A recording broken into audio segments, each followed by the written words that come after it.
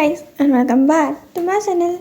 इससे पहले के पार्ट में हम लोगों ने देखा था बेहुशान ने डिवोर्स पेपर पे साइन कर दिए थे। यहाँ पे बेहुशान अब उन पेपर्स पे साइन करने के बाद अब अपने प्लेन में बैठ के यहाँ पे दूसरे कंट्री की तरफ मूव कर जाता है। ना वो अपने फैमिली में कांटेक्ट करता है और ना ही किसी और पर्सन से मिलता है। यहाँ पे भी यानी कि वही आखिरी बार अपने दोस्तों तक से नहीं मिलता और वो यहाँ से जा चुका था। वो कहाँ गया, किधर है और उसके बारे में कुछ भी किसी को कुछ नहीं पता। यहाँ पे वांग जी के लाइफ में कुछ नहीं बदला तो सिर्फ वो इनके लाइफ में था। वांग जी तो यहाँ पे अपनी और म्या की शादी की तैयारियों में लगा हुआ था। यहाँ पे उनकी एंगेजमेंट की अनाउंसमेंट होने वाली थी तो वांग जी का कॉल रिंग करता है और वांग जी अभी रिंग पसंद ही कर रहा था कि वो म्या को कौन सी रिंग गिफ्ट करेगा। यहाँ पे वांग जी अब कॉल को पिक करता है और कहता है हेलो। यहाँ दूसरी तरफ से कहता है वांग जी यहाँ पे तुम पार्टी में नहीं आ रहे हो क्या। वांग जी कहता है नहीं, मैं आज पार्टी में नहीं आ पाऊँगा, मैं थोड़ा बिज़ी हूँ।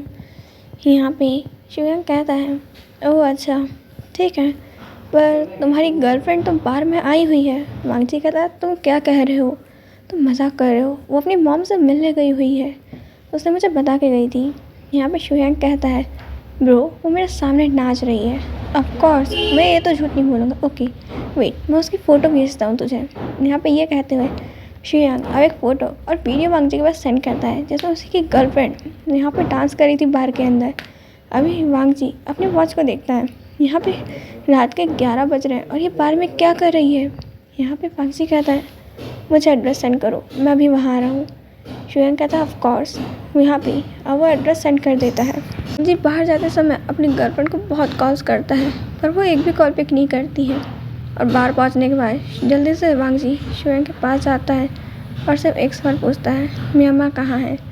शिवयांग अब उसे कहता है कि वो लोग अभी यहाँ पर ही है सामने, तुम देखो।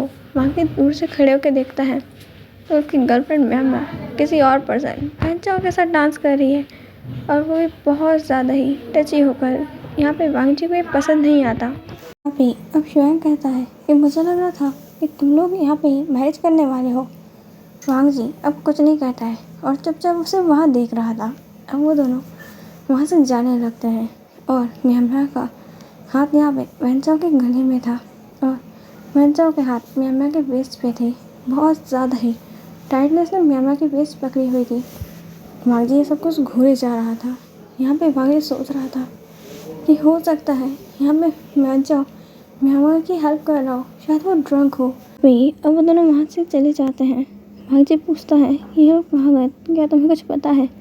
शिवयांग कहता है वेंचाओ ने एक रूम बुक किया है और यहाँ पे मैंने उसके अंदर कैमरा और माइक्स लगवा दिए हैं ताकि हमें पता चले कि वो लोग क्या करने वाले हैं। वांग जी को वो सेकेंड रूम में लेकर जाता है जहाँ पे वो सारी चीज़ें फंक्शन करते हुए दिख रही थी उस रूम के अंदर। और वेंचाओ और म्या एंटर करते हैं और वांग जी अब बैठ जाता है और उस कैसे यहाँ पे अब लैपटॉप के अंदर देखने लगता है कि वहाँ क्या चल रहा है।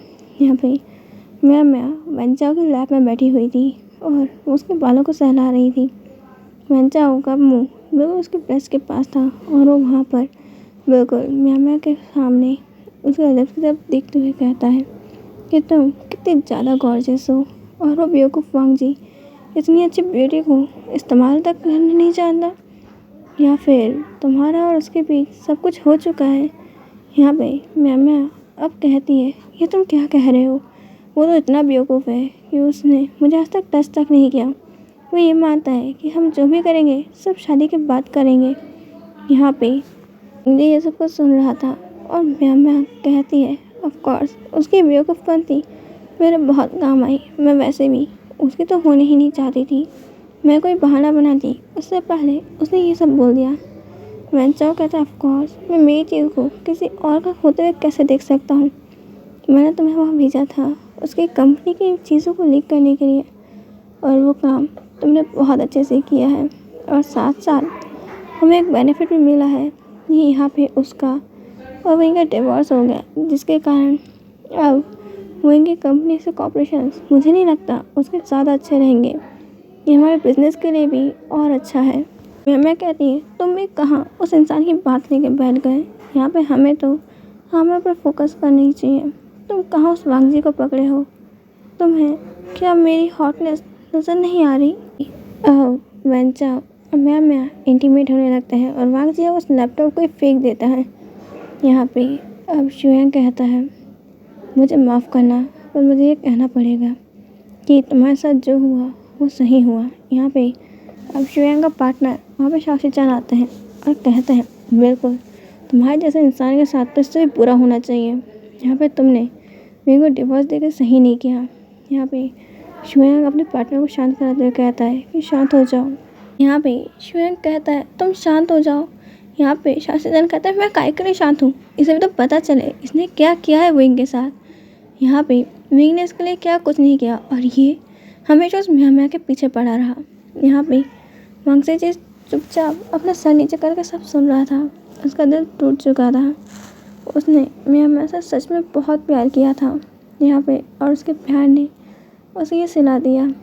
यहाँ पे अब शाओशी-चान कहते हैं, क्या वो तुम नहीं थे जिसने वेडिंग नाइट में साफ साफ कह दिया था कि तुम्हारा और उसका रिश्ता कोई नहीं है, कुछ नहीं है तुम लोगों के बीच?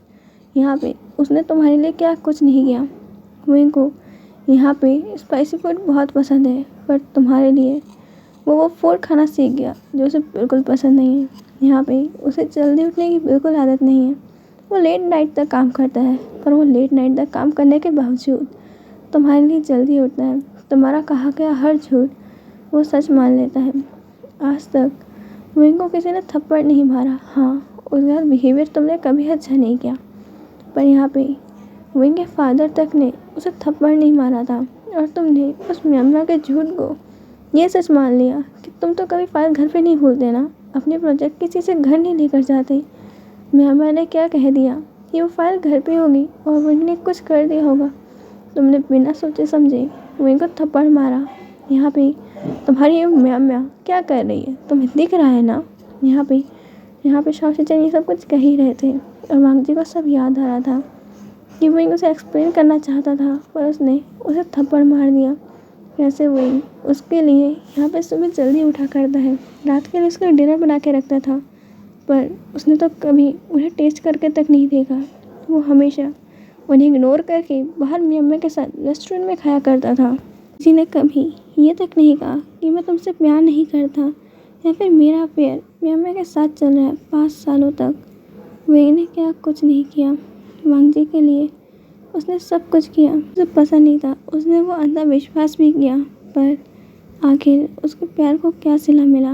यहाँ पे अब शाओशी-चान कहते हैं, यहाँ पे तुम्हें याद है जब विंग तुमसे मिलने तुम्हारे यहाँ पे कंपनी आया था और उसने तुम्हें और म्या को साथ देख लिया था? उस दिन क्या तारीख थी, उस दिन क्या दिन था?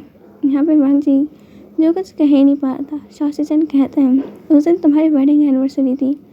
यहाँ पे शुयांग ये पूरी पार्टी हमारी वेडिंग एनिवर्सरी के लिए कर रहा है और तुम्हें इन 5 सालों में ये तक याद नहीं होगा विंग का बर्थ डेट क्या है, उसका फेवरेट फूड, फेवरेट कलर, उसे क्या पसंद है।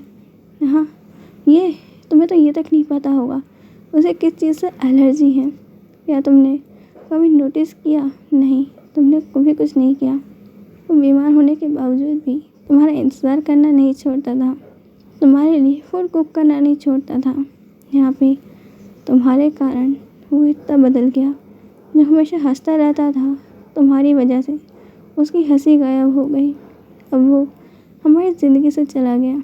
यहाँ पे शुयांग अभी चुपचाप था और वो कहता है, वांगजी मेरे अच्छे दोस्त हो, पर यहाँ पे मेरा पार्टनर जो कह रहा है वो सही है, क्योंकि वो विंग का बहुत अच्छा दोस्त है।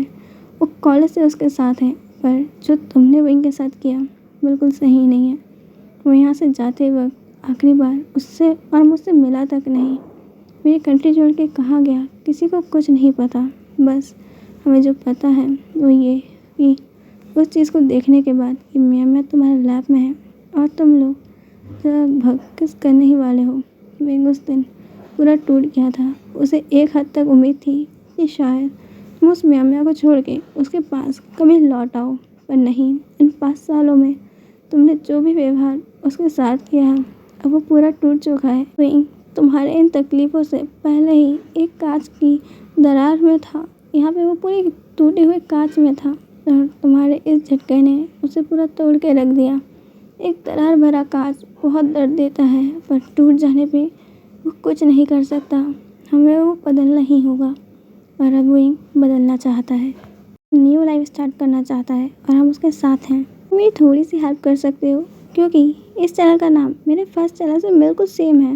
वैसे मैंने सेम ही रखा है, तो मेरे को दूसरा वाला समझ में नहीं आ रहा। आप लोग मुझे कोई नया नाम सजेस्ट कर सकते हो? अगर नहीं तो कोई बात नहीं, वैसे भी मैं हुई ट्रबल मेकर, सॉरी आप सबको थोड़ी सी तकलीफ देने के लिए। आज के लिए इतना ही, हम मिलेंगे नेक्स्ट पार्ट में, बाय।